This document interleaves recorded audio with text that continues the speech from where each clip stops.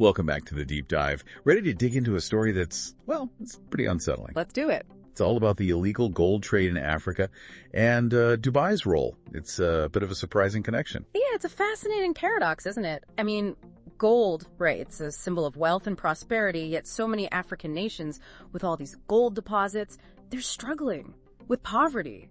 It's almost like their gold is, vanishing into thin air. Right.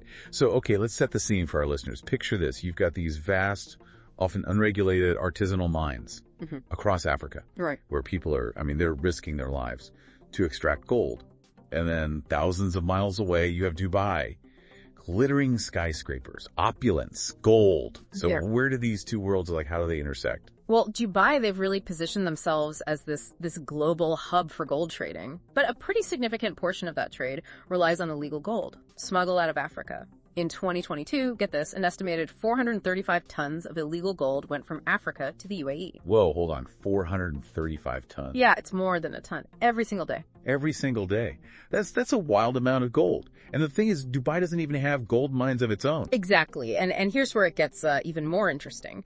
In 2016, Dubai's gold trade was double that of China's imports from Africa, even though China is the world's biggest gold consumer. So you have to wonder, why is a country with no gold mines importing so much, especially from a continent grappling with poverty? Yeah, no, it definitely raises eyebrows. Yeah. So what's Dubai's take on all this? What's their official stance on this huge influx of gold? So a Swiss NGO, they raised concerns about the UAE's, their lack of regulation in the gold sector.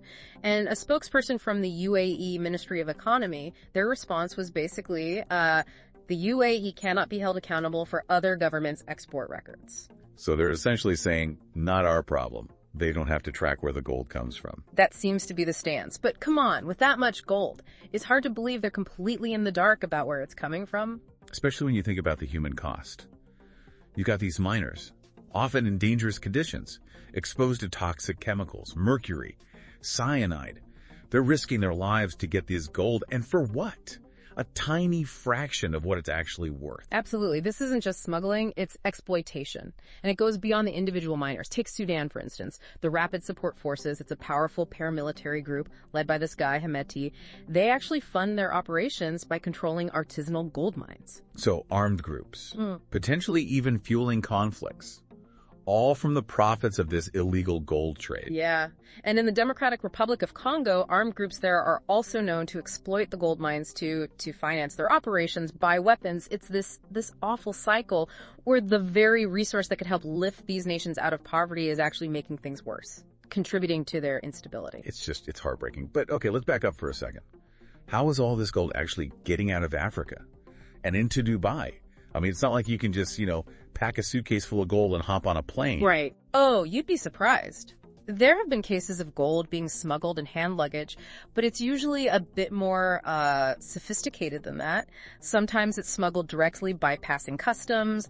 Other times it goes through other countries like a layover to make it harder to trace. It's a whole network. It's like something out of a movie. But this isn't just, a couple of small-time smugglers. This is massive. Yeah. Billions of dollars. Yeah. And a lot of that money ends up in Dubai. Exactly. Dubai's free trade zones, their regulations, it makes it the perfect spot to launder this illegal gold. It's like a washing machine for dirty gold. Hides where it came from, makes it almost impossible to trace back to those mines in Africa. So even if Dubai's not directly involved in the mining or the smuggling, they're still a key part of this whole thing. They're providing the marketplace where this gold can be cleaned up and sold. That's a good way to put it. They might not be getting their hands dirty, literally, but they are profiting from it. And it's not just Dubai. Western countries are part of this too. Wait, how are we involved? Think about it. A lot of this gold ends up in Western markets.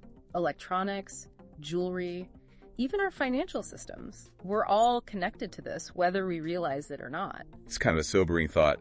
Our demand for gold, especially if we don't know where it's coming from, is actually helping to keep this cycle going. We're almost financing the conflict and the environmental damage. Which is why it's so important to think about the ethics of what we buy, where it comes from. But there are people trying to change this. Have you heard of IBRAHIM Traoore? He's the president of Burkina Faso. Oh, yeah. Traoore. He was a big part of our research. He seems like a real beacon of hope in this whole mess. he's taken a pretty strong stance against the way his country's gold has been exploited. He has. Traore has banned gold exports from Burkina Faso, and he's investing in building a refinery right there. He wants to keep the profits from Burkina Faso's gold within the country. That's huge. He's cutting out the middleman, preventing all that wealth from being siphoned off to Dubai or wherever else. That's the idea. He's hoping that by refining the gold themselves in Burkina Faso, he can create jobs, get revenue for the government, and break free from this cycle of dependency that so many African nations are trapped in. It's about them owning their resources, controlling their future. It's inspiring. But is it even possible? Can one country really take on this whole global system?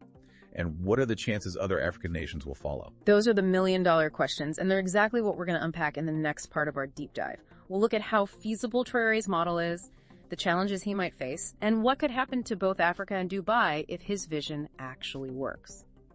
Welcome back to the deep dive. We're picking up our conversation about the illegal gold trade and this really interesting move by Burkina Faso's president, IBRAHIM Traore. Yeah, Traore's plan to ban gold exports and build a local refinery. I gotta say, my first thought was, wow, that's bold. But also, is that even realistic? Yeah. Going up against this whole global system? It's natural to be skeptical, right? It is a bit of a David and Goliath situation. I mean, he's challenging a system that benefits some pretty powerful players, both inside and outside of Africa. So, given all that, what do you think? What are the biggest things stopping other African nations from trying something similar? Is it just a lack of, money and infrastructure? Or is there something more going on, like political stuff? It's a mix of everything, really. Building a refinery, it takes serious cash and technical expertise, which a lot of African nations, they're facing financial constraints. It's hard to get that kind of funding and the right people. So getting the money is a huge roadblock. Makes sense. But even if they manage to build a refinery, can they really compete? The global market's dominated by these big players, right? Oh, absolutely. Competing on the global market, getting fair prices, that's a whole other challenge. The global financial system, it's not exactly transparent, makes it tough for newcomers to break in, especially from developing countries. It almost feels like the deck is stacked against them. They have to export raw materials, get low prices, and then other countries get rich while their own development suffers. Exactly. It's not just about the lack of refineries. It's about who's really in control economically. Western banks, they're often hesitant to lend money to African nations, especially for projects that could, shake things up a bit, change the power dynamic. So it's about control then. Influence. Yeah. It's like some people don't want to see African nations in control of their own economies. Yeah, there's definitely a vested interest in keeping things as they are, keeping them as suppliers, not letting them become economic powerhouses. But what if Traore actually pulls this off? What if Burkina Faso shows everyone that it's possible to break out of this cycle of just exporting raw materials and actually benefit from their own resources? Could that start a trend? Oh, it would be huge. If Burkina Faso can do it, it could inspire others to take back control. Imagine multiple African countries refining their own goals, setting their own prices. It would be a total game changer for the global gold trade. Wow, that's a powerful image. African nations taking charge, driving their own development. It's exciting, but also, what about Dubai? If they're not getting all that raw gold from Africa, wouldn't that hurt their gold trade? No doubt about it. Dubai's reputation as this global gold hub, a lot of it is built on that flow of gold from Africa. If that dries up, it's going to have a serious impact. So this goes beyond gold then. It's about, global politics. Who has the power? You have to wonder how Dubai would react. Would they try to fight it? Or adapt. That's the big question. Do they cling to the old system? Or find a new role in this new landscape? Maybe they try to partner with African nations, offer their expertise, their infrastructure for a cut of the profits. Or maybe they shift to other commodities, other industries entirely. So it's a turning point, maybe. Not just for Africa, but for Dubai, too. It's kind of wild to think about how these interconnected systems could be totally upended. And it's not just about economics and politics either. Think about the environment. Oh, right. If African nations are processing their own gold, wouldn't they be more likely to, regulate the mining, cut down on the toxic chemicals? Yeah, absolutely. If it's their land and their people at stake, they have a much bigger incentive to make the process more environmentally friendly. So it's a win-win. Good for African nations and good for the environment. This could have some pretty far-reaching consequences. The potential for positive change is enormous. But we have to be realistic. It won't be easy. Right. the political pressure, the pushback from the people who benefit from the way things are. It's going to take a lot of effort, a lot of people working together to actually make this happen. You're not wrong. To make this vision a reality, it's going to take some serious political willpower, collaboration between African nations, maybe even a global shift in thinking.